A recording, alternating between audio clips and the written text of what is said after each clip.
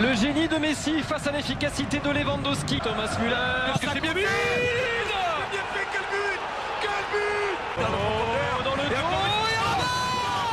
Fria Beniabri va se projeter. Perisic. Attaque des... Oh là là, oh là là. Oh, Gnabry il est passé. Gnabry il est passé, ils vont trop vite. Kimmich arrive. Quel ballon. Thomas Müller. Quel but. Et Messi à l'origine avec Suarez. Allez, joli. C'est magnifique. Quel enchaînement. Alphonso Davies, le numéro 9, Alphonso Davies. Il est passé. Qu'est-ce qu'il a fait? Oh, Lewandowski. À l'arrivée de Coutinho. Le calice jusqu'à la ligne. Oh, c'est beau ça aussi. Oh, c'est beau Coutinho.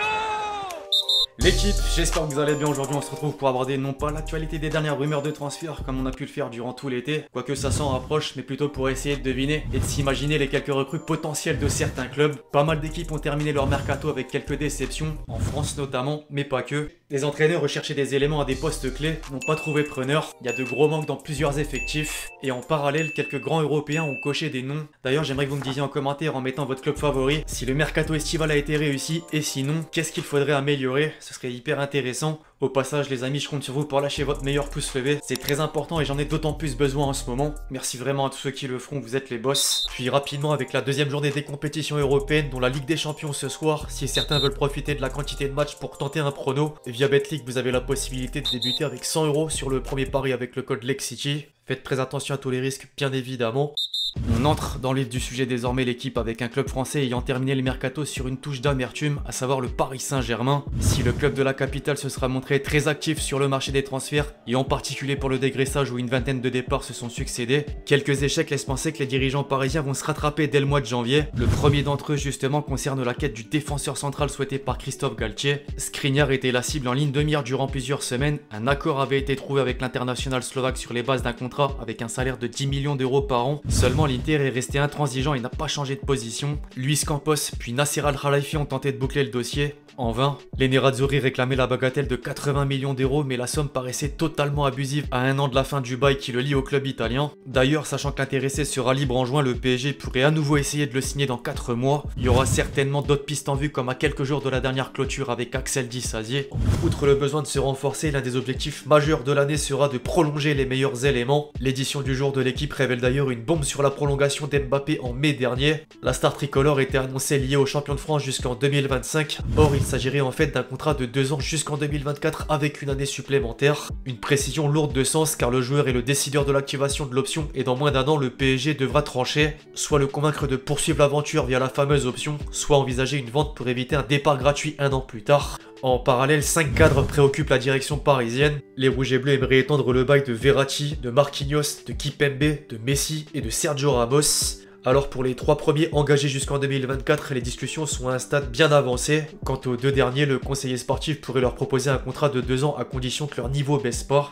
Parmi les plus grandes déceptions made in Ligue 1, ensuite, l'OL se place à coup sûr dans le haut du classement. Les retours au club de Lacazette et de Tolisso avaient donné un ton très positif, or la suite des événements a dit le contraire. Il y a sans aucun doute la fuite inattendue du meilleur joueur de l'équipe en la personne de Paqueta. Le milieu brésilien permet de récupérer près de 60 millions € grâce à West Ham, certes, mais personne n'est arrivé pour le remplacer. A noter qu'il manque toujours un ailier, voire un défenseur central. En parallèle, l'OL n'a pas réussi à vendre les joueurs dont il voulait se séparer à l'image d'Aouar. Son contrat prend fin à l'issue de la saison, ou encore de Dembélé et de Jérôme Boateng. On peut trouver pire encore à Angers. Le groupe angevin a beaucoup bougé et peut-être trop. Malgré 13 arrivées notables, les figures historiques dont les meilleurs joueurs ont quitté le navire. Entre Thomas, Traoré, Manso, Manjani et surtout Alisho, Fulgini et Jimmy Cabot. Ça fait très mal. Le début de saison catastrophique en découle et nul doute que le SCO devra se renforcer dès que possible. Idem peut-être concernant l'OGC Nice. Alors 12 recrues ont également débarqué, dont 3 joueurs expérimentés, Ramsey, Schmeichel et Laborde. Pourtant la mayonnaise prend pas et le gym sombre dans la deuxième partie de tableau. C'est dur, un coup raté lors des dernières heures de la période de transfert illustre un peu la situation actuelle. Bamba Dieng s'apprêtait à s'engager sous le maillot rouge et noir avant que sa visite médicale capote contre toute attente. Néanmoins, et c'est ça le plus surprenant, Lucien Favre se dit globalement satisfait du travail de la direction niçoise. Je cite: « Moi je suis content, voilà je suis content des profils, il y en a encore d'autres qui sont venus. C'était très compliqué, je comprenais ça, j'ai l'habitude, ce sont des situations très dures. Je pense que c'est pas mal du tout ce qu'on a fait. Fin de citation. À l'étranger et au rayon des gros transferts potentiels à présent, certains noms sont déjà liés à des grands européens. Le Bayern compte bien mettre la main sur le digne successeur de Robert Lewandowski. À en croire plusieurs sources allemandes, les responsables bavarois auraient promis à Harry Kane de le faire venir dans le futur, faisant notamment suite au contact noué cet été avec le buteur anglais sous contrat jusqu'en 2024 avec Tottenham. Le Barça de son côté n'a pas dit son dernier mot au sujet de Bernardo Silva. Selon Sport, les Blaugrana auraient même d'ores et déjà assuré au numéro 20 des Citizens qu'il était son principal objectif pour l'année 2023 et qu'il souhaitait conclure un accord. À voir si cette fois l'ancien monégasque donnera le feu vert. En tout cas, le père du Portugais est sorti du silence et a bien fait comprendre ce qui pourrait amener à un transfert quand il y en aura l'occasion. Je cite, « Pour vous en dire plus sur cet été, nous n'avons pas senti. Il y a eu beaucoup de conversations, mais pas vraiment d'offres concrètes en temps voulu qui auraient pu être concrétisées selon nous. Au moment où ces offres ont commencé à surgir, nous avons compris que c'était plus le bon moment pour tous. Si les choses devaient arriver, elles seraient arrivées avec rationalité. Ça n'était donc pas le scénario idéal pour Bernardo alors qu'il a 28 ans.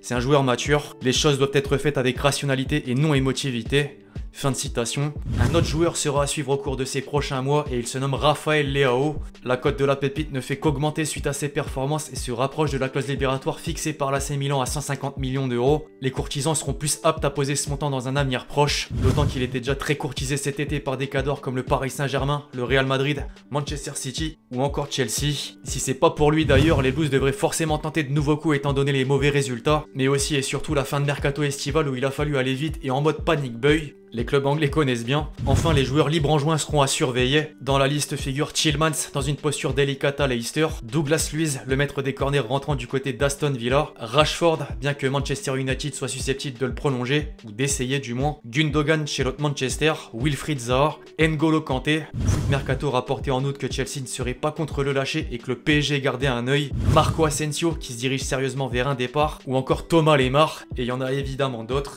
Puis c'est officiel, certains agents libres depuis peu viennent de trouver preneur. Après les évictions de Tedesco à Leipzig et de Thomas Tuchel à Chelsea, tous deux respectivement remplacés par Marco Rose et Graham Potter, l'équipe italienne change d'entraîneur. L'ancien parisien Thiago Motta est nommé par Bologne à la tête de l'équipe. Prêté par Liverpool au Beşiktaş puis à l'Union Berlin depuis 2018, Loris Karius revient en première ligue. Le malheureux portier de la finale de Ligue des Champions en 2018 rejoint Newcastle librement. Enfin, et comme pressenti au cours de ces dernières semaines, Diego Costa rebondit à Wolverhampton. Sans club depuis la résiliation de son contrat avec l'Atlético Mineiro, l'attaquant brésilo-espagnol s'engage pour un an.